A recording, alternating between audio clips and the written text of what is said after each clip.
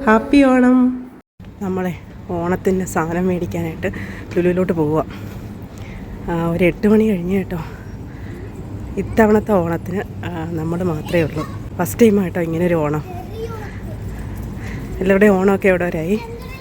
വലിയ കാര്യമായിട്ടുള്ള ഓണമൊന്നും ഒരുങ്ങുന്നില്ല, കാരണം ഇവർക്ക് എല്ലാ ഐറ്റങ്ങളും ഒന്നും വേണ്ട, പിന്നെ ഞാൻ മാത്രം കഴിക്കണം. അപ്പോൾ പിന്നെ ഇല മേടിച്ചില്ല, അതാണ് പോകുന്നത്. പിന്നെ പാല് തീർന്ന്, ഇല വേണം. ഇല കിട്ടുമോ എന്തോ അറിയത്തില്ല. എന്തായാലും ഒന്ന് പോയിട്ട് വരാമെന്ന് കരുതി ഇറങ്ങിയതാ. 8 മണിയായപ്പോഴത്തെ ഇവിടെ ആരും ഇല്ല. ഉണ്ട്, അങ്ങോട്ടും ഇങ്ങോട്ടൊക്കെ ആൾക്കാർ പോകുന്നു. ഭവ്യ വീട്ടിൽ ഇരിക്കുക. നല്ല തിരക്കായിരുന്നു ഈ കടയിൽ. നമ്മൾ സാധനങ്ങളൊക്കെ വാങ്ങിക്കൊണ്ട് വന്ന്. അപ്പോൾ നേരത്തെ ഒരു ദിവസം പോയപ്പോഴും മാങ്ങ കിട്ടിയില്ല. അപ്പോൾ ഇന്ന് 2 മാങ്ങ. നല്ല മാങ്ങ ഇല്ല കേട്ടോ. വേറെ ലുലുലൊക്കെ പോയാൽ കിട്ടും, പക്ഷേ ഇവിടെ നമുക്ക് നടന്നു പോകുന്ന സൗകര്യമാണ്. അതുകൊണ്ട് തന്നെ ഇവിടെ നോക്കിയപ്പോൾ ഈ 2 മാങ്ങ നല്ലത് കിട്ടി. വേറെ ഉണ്ട്, പക്ഷെ വാടിയ മാങ്ങയാണ്. അമ്പാടി ഇടയ്ക്ക് വന്ന് വാരിക്കൊണ്ട് പോവാം. അപ്പോൾ ഇവർക്ക് മാങ്ങ അച്ചാർ ഭയങ്കര പ്രിയപ്പെട്ടതാണ്.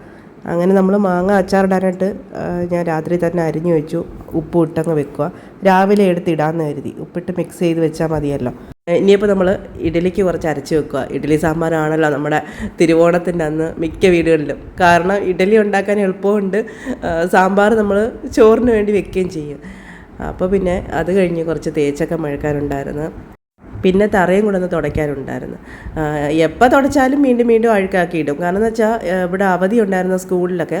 അപ്പോൾ അങ്ങനെ വരുമ്പോൾ എല്ലാവരും വീട്ടിലൊക്കെ ഉണ്ടല്ലോ. പിന്നെ കുഞ്ഞുങ്ങളല്ലേ, അവർക്ക് കളിക്കാനുള്ള സ്ഥലങ്ങൾ ഇതൊക്കെയല്ലേ ഉള്ളൂ, പുറത്ത് ചൂടുമല്ലയോ. പിന്നെ തിരുവോണത്തിൻ്റെ അന്ന് രാവിലെയുള്ള കാഴ്ച കേട്ടോ ഇത്. ഞാൻ എല്ലാ വർഷവും പണ്ട് തൊട്ടേ, ചെറുപ്പം തൊട്ടേ അത്തം ഇടും. അതെനിക്കൊരു ഭയങ്കര ഇഷ്ടമുള്ള കാര്യമാണ്. അപ്പോൾ അമ്പൂട്ടനും എന്നെ സഹായിക്കാനായിട്ട് വന്നിരിക്കുക കേട്ടോ.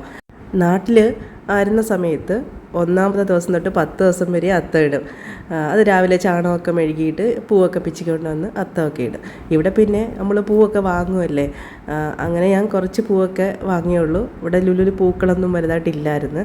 അപ്പോൾ അതുകൊണ്ട് തന്നെ നമ്മൾ ലാസ്റ്റ് ദിവസം മാത്രമാണ് കേട്ടോ അത്തം ഇട്ടത്.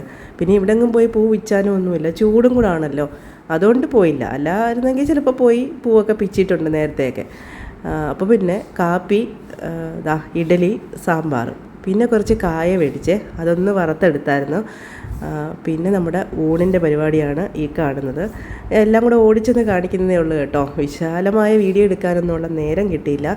പാലട പായസം കേട്ടോ വെച്ചത്. പിന്നെ ഞാൻ പറഞ്ഞില്ലേ, അവർക്ക് അവിയൽ അങ്ങനെയുള്ള ഒരു ഐറ്റങ്ങളും വേണ്ട. അവർക്ക് ഇഷ്ടമുള്ള കുറച്ച് പൊട്ടറ്റ മെഴുക്കുവരട്ടിയും മാങ്ങ അച്ചാറും അങ്ങനെയുള്ള കുറച്ച് സാധനങ്ങളൊക്കെ ആയിട്ട് നമ്മൾ സദ്യയാണ്.